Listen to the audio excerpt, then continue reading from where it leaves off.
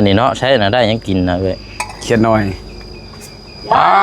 โตน้ำจนบ่มีจนแห้งบ่เลยเฮ็ดจำสิเฮ็ดเอาเฮ้ยแม่นบ่โทรมาล่ะฮัลโหลมาแล้วบ่เนาะอันจูเอ็นจูเอ็นปั๊บปั๊บ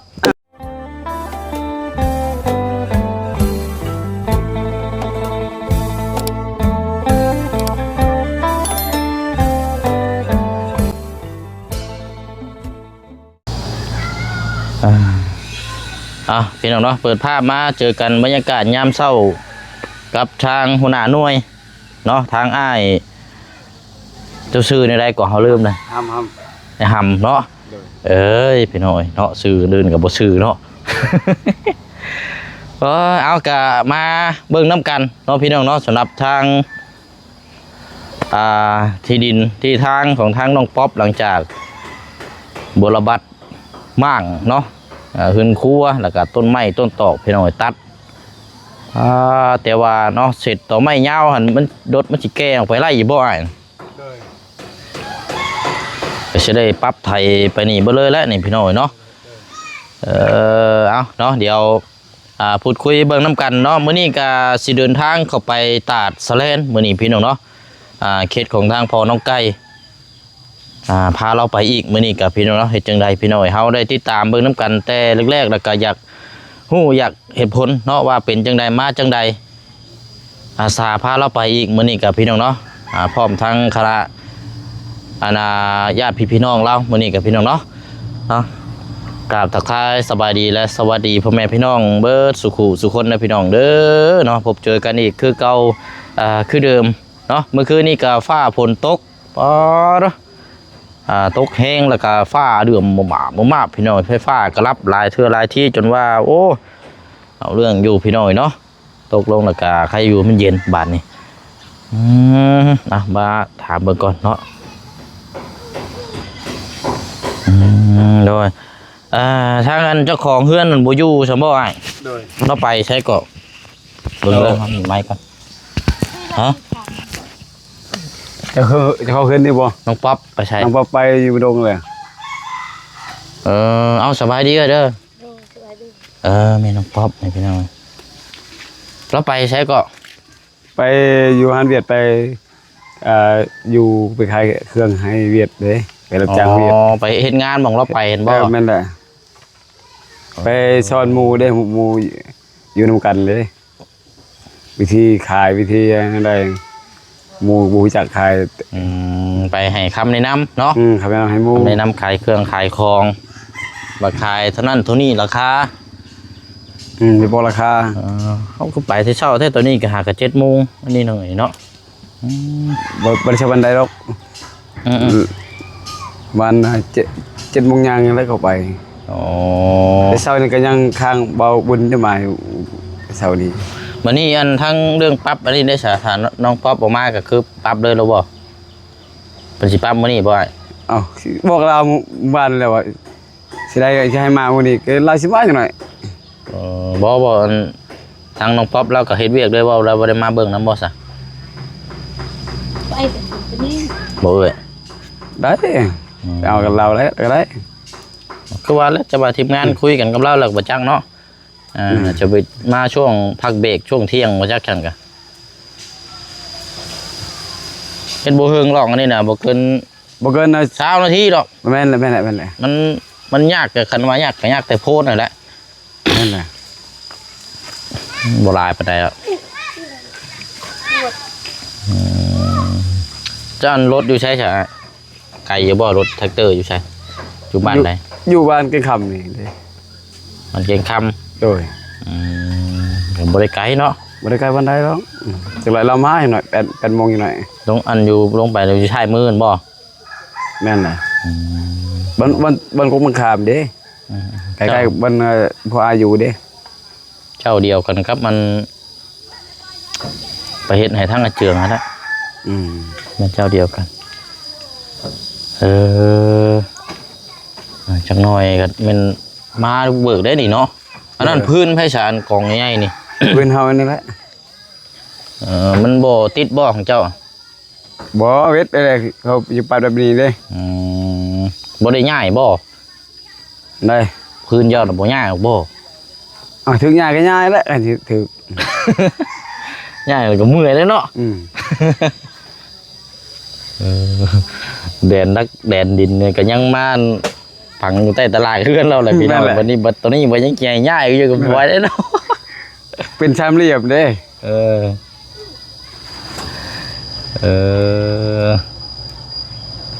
วายได้เป็นอะไรตัดออกเบิดแล้วบ่อ้าย อะไรตัดหมดแล้วบาบุญเมื่อหมู่บ้านเด้ตอนฝนตกอะเด้ ยังมีอีกอยู่บ่ มีอยู่ยังมี ผ้ามาพันมึงอยู่หะจังได๋ก็รถก็เจ้ารุดออกไปรถสิลายเด้อตัวดุมนี่ได้ยังอยู่บ่ ตลบนี่หมดแล้วตลบนี่มีแต่อยู่เทิงแล้ว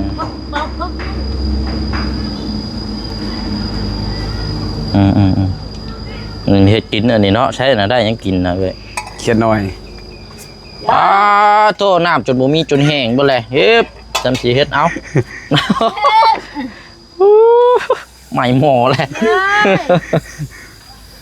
โอดเลยอันนี้เนาะแกงเขียดจนน้ำจนมุก หอมคักบานยังแล้วบาดนี่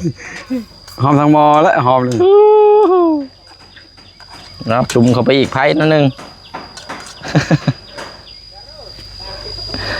แกงเขียดไผ่ก็ไปก้าน ไอ้ได้น้องนางปอบเด้บากชัง ผู้ชายเห็นบ่ นั่นแหละไอ้ช่างแหละก็นางซีในการเมื่อคืนนี่ฝนตก ไปย่างเลาะมึงก่อนไปไอ้ในหน่วยย่างพาเลาะมึงก่อนเป็นยังไงจุดได้ดักไม่ได้ฉากคือบุคคลเนาะ ให้รถยูเลยหลักตัวนี้ ตัวต่ำเลยบ่ โดย เดี๋ยวว่าอยากอันนี้บ่เลยกระจังเอาแกไว้เนาะ ได้เลย ไม่หลอกคักได้นี่หลุดยูต่ำไปเลยแถวนี้แหละสิยูไปได้นี่กกนี่นะคือบ่เอารถนี่ เขาว่าเอาไว้ให้สบายกินเด้ โอ้ยเอาไว้ไปสั่งดิมักกระเชกเลยชื่อ เอาว่าเอาแบบเอาไว้นี่ก็บ่งามเหมือนเก่าเขาว่า ตัดเอารถคันว่าสิเอาไว้ติดกุ๊กหมักอันมีหั่น แม่นแหละ แนวแต่มันสิได้หมักโอ้ยหมักกระทินที่ชื่อเนาะหรอกมีอยู่ใส่กันเอาเลื่อยมาดึงออกรถอะไรหันหนองรถ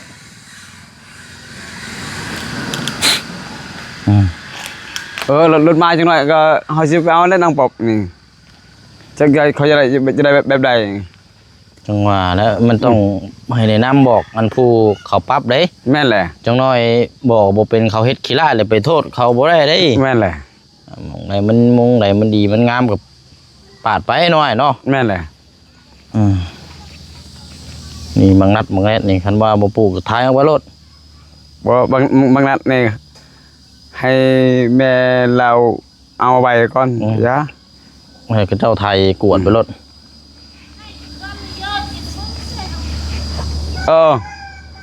อันนี้ก็อยู่ไว้พุ่นอันนี้แดนติดกับกกไม้ไล่กับกกกล้วยนี่พุ่น ตำไปพุ่นรถอันนี้นะเขาเจ้ายุ่งไปพุ่นรถมันห่าวแล้วจังจูด แม่นแหละกิ่งตัวนี้ก็ตัดนี่กิ่งตัวนี้ ตัดเอารถแล้วตกแต่งเอา ให้มันงามเด้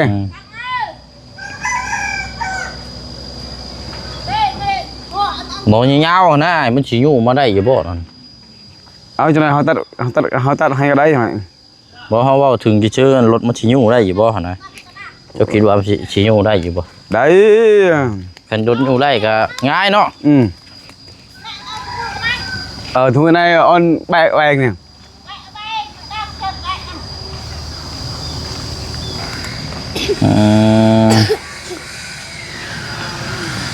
วายเนี่ยเขาเอาเลยบ่วายเนี่ยบ่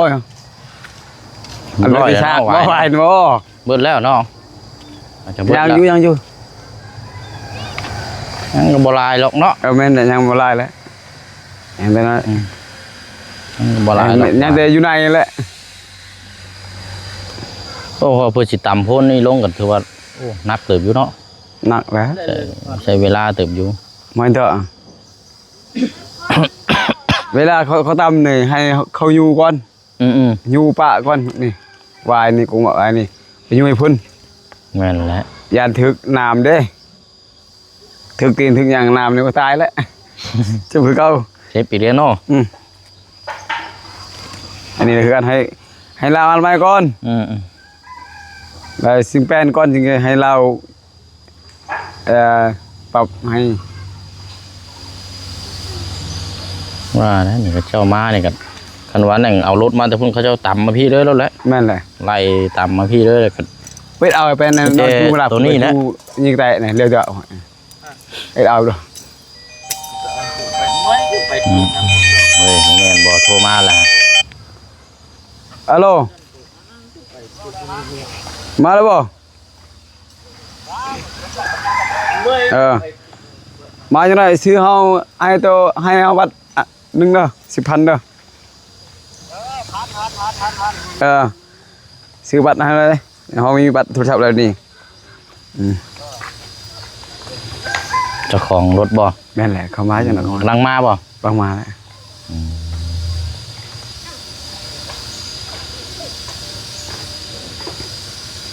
อันนี้ให้เขาอยู่ก่อนนี่ต้นไม้บางมีนี่เอาไว้กันได้ มึง หรือว่าไว้ก็มางกันได้ มันสิปลูกได้อยู่บ่คันว่าก้นออกสิปลูกได้อยู่บ่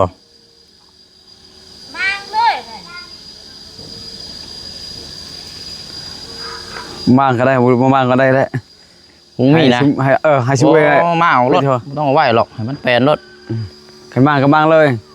บ้างตามบ่แถวนี่แหละสิได้ปลูกเฮือนนี่ มางละขึ้นมางละก็กล้วยก็มางหมดเลย บ้างตามมาเบิดเลย ต้นกล้วยกับต้นมะมีนี่ทางนี้ก็ช่วยว่าเอาหมดได้ดินตัวนี้นะเอาหมดดินให้มันเพียงตัวมีนี่เสมอกัน แม่นนะ บ่ให้ต่ำเกินบ่ให้สูงเกิน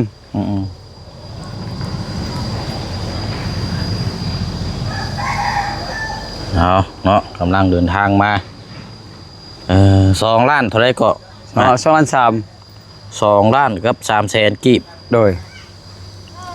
ปรับนาดินหรือว่าไทยนี่พี่น้อง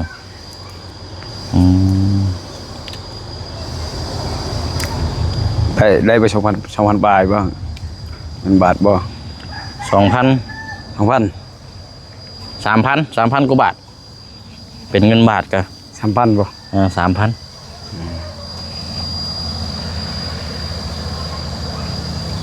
โจมไว้มาขามบ่โจมไว้ผู้ มาข้ามให้เขาอยู่ไปพุ่นก็ได้ไปพุ่นอยู่ไปได้อันนี้แหละอยากให้เขาตัดก้อนตัดให้มันนี่ที่ยาวชำเนาะมันสินั่นเด้อบ่หาตัดอีกครึ่งนึงเนาะได้เลย มันมีเลื่อยบ่เลื่อยดึง มีแล้วป้าพายกูจ้องพอนบ่พอได้กูจ้องครับบ่จัดกูเลยนักใบนั่นเด้อบ่จะมาเตะกันเองคนกันเนาะอันนี้บ่พันเมื่อวานนี่นะ แม่นแหละโธ่ใครอยู่อันมันเนื้อไหม้มันบ่แข็งเนาะ โดย มันเป็นเนื้อไหม้แบบลงดอกห่าว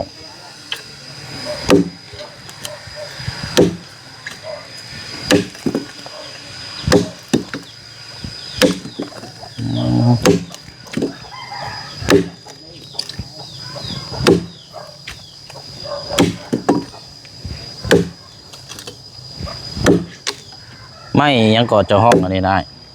ไม่ล้นฝ่ายผมบอก แม่นเลย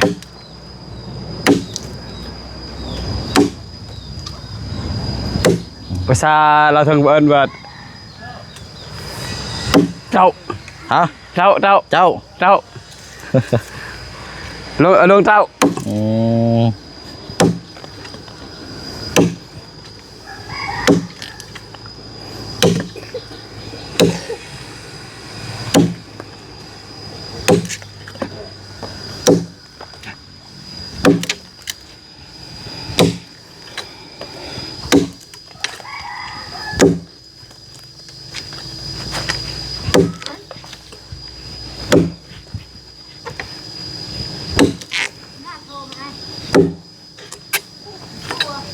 โอเคเดียวเนาะสิขาดเลย ไม่ได้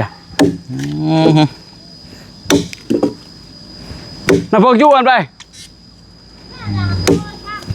เข้าไปหน่อย บ่ไอ้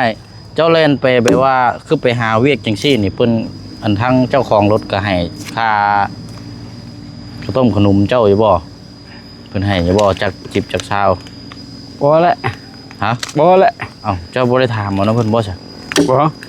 แบบค่าเปอร์เซ็นต์ค่าหาเวียกหางานให้สิได้ บ่ เพิ่นบ่ได้ให้บ่ บ่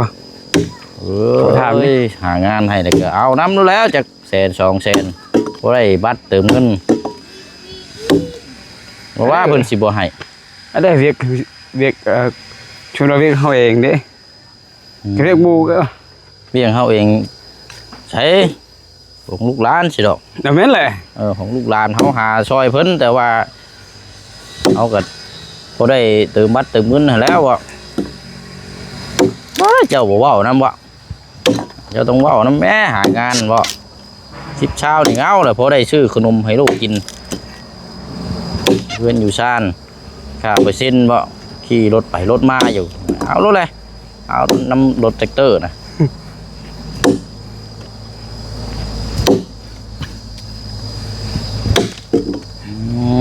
เนาะ anh chú bơm in chú bơm in papa là pap khi anh bơm lại mà mình hai đồng tết là rồi hai đồng là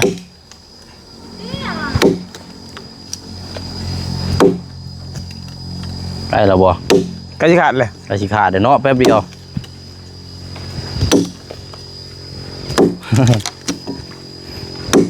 อายุใหม่มันอันนั้น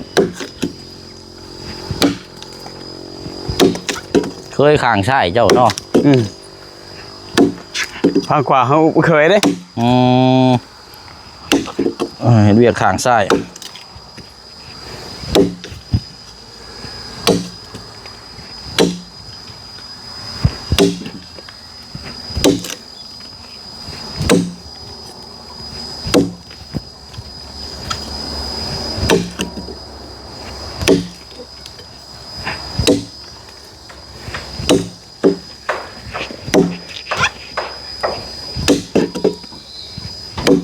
แล้วถ้าว่าได้กลับมาแต่ตาแฉลงกันจะได้เห็น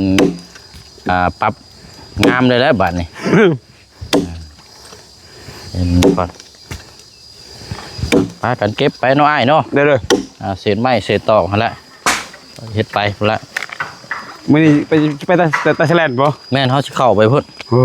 บ้านนั่นหยังก็บ้านตะนาง bắn hót tại đây ta sẽ lên บ่ฮอดไปบ่ฮอดตาแฉลงไปบ้านตะนาง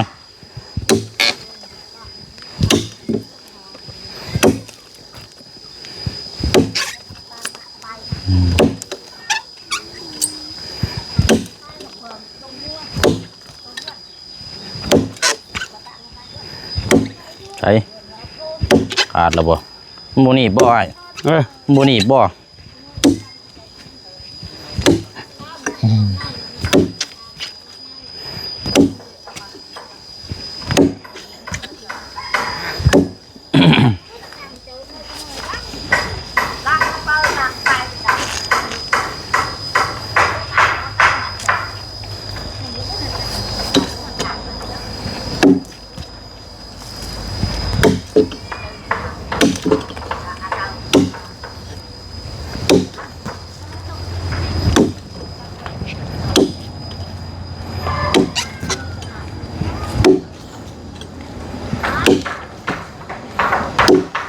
ระวังเด้อมันสิขาดเลยขึ้นไปโยมมาลบไปยัง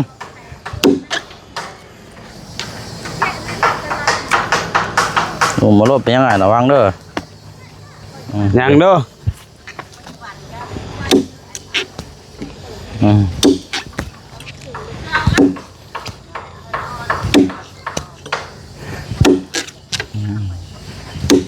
เอา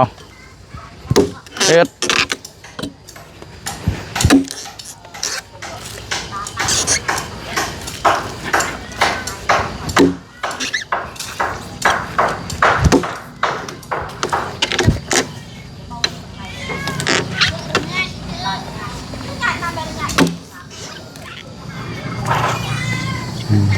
เนาะโอเคแล้วเฮาเด้อเด้อ เด้อ ไปเฮาเดินทางก่อนปะนี้แล้ว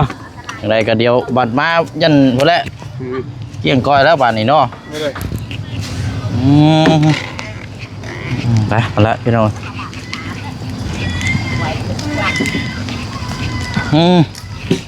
ปิ้งหยังบัดนี่ เป็นหานหานแพทย์ อันเขียดเนาะฝนตกแห้งได้เมื่อคืนนี่ เด็กหมดเลย ไม่ตู้เนาะเอาลานเรากับพี่น้อง แม่ตู้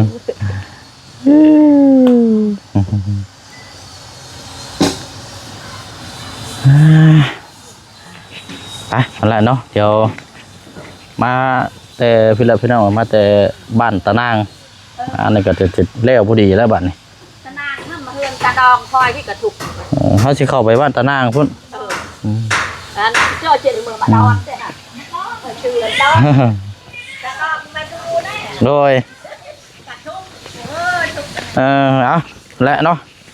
ไปเยี่ยมยามเช้าต้องป๊อปบ่อยู่ไปเฮ็ดเวียกเลย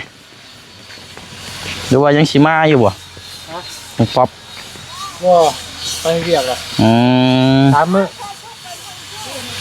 แสดงว่าเวียกตัวนี้ก็พากันเฮ็ดลุยไปเลยเนาะว่าเราก็บ่หยุดงานหลายมื้อเลยเนาะ ตอนนี้ไปสอนหมู่นะเก็บถามมื้อแล้วก็หลังจากนั้นก็พักเลย สอนหมู่ไว้ก็เป็นแล้วก็จังหยุดมานี่เลยบัดนี้เนาะ เพราะว่าเขาแก้เวียดแล้วก็บ่อยู่แน่นะถามมื้อถ้าไปเวียดเมื่อเวียด มันหมดคนขายแบบบ่ฮู้ก็ได้ไปบอกเนาะ นั่น บอกให้คำแนะนำ โดย พอจังว่าบ่เห็นโอ้ยเนาะ พอมาของเช้าแล้วตอน6:30เอาไปเวียด7:00น นะไปก็มาเบิ่งน้ำกันจักเด็กจักน้อยเขาสิเข้าไปพุ่นมื้อนี้ไปบ้านตะนางก่อนพาพ่อน้องไก่ไปคือเก่าแล้วเป็นจังไดก็มื้อนี้นะเราว่านะสิห้างหรือสิกลับมาก็แล้วแต่เนาะ ขักได้เนาะ พอเฒ่าเนาะ ว่า เฒ่าเคยเดือดได้เนาะ โอ้เดือดมื้อนั้นน่ะค่อยบ่ฮู้ภาษาเชื่อใส่กันกอกยานี่พ่นปุ๊บปุ๊บบ่เดือด ย่านต้องเห็นเนาะ แต่ว่าคือว่าแล้วทายเป็นบางช็อตบางเวลาเฮาบ่ฮู้ภาษาฟังคนนั้นไม่ได้ให้ล่ามไปอีกทีนึง โดย พาเราไปอาชาพาเราไปเพราะว่าได้ติดตาม นั่นนะ แต่เฮานั่นแหละ สิห้างหรือสิบ่ห้างกันในมื้อนี้นะ โด เนาะ ยห้างหรือบ่ห้างสิมาหรือจังไดก็มื้อนี้มีคำตอบนะกำลังสิเดินทางเลยตอนนี้ก็ 8:00 นพอดีแล้วไปหับเราก่อนไปมาแล้วไปก็พอไปพอมา ได้ เด้อบ่าวบุญเด้อ ๆเด้อสบายดีสบาย เด้อเนาะดูดชมน้ำกันพี่น้องเอ้ย ได้ เดี๋ยวจังมาเยี่ยมยามเบิ่งน้ำกันอีกเนาะครับที่ดินของทางน้องป๊อปเดินทางไปพุ่นแล้วพี่น้องไปเฮือนทางพ่อน้องไก่ก่อนบัดนี้พี่น้องเนาะบ๊ายบายเด้อพี่น้องเด้อ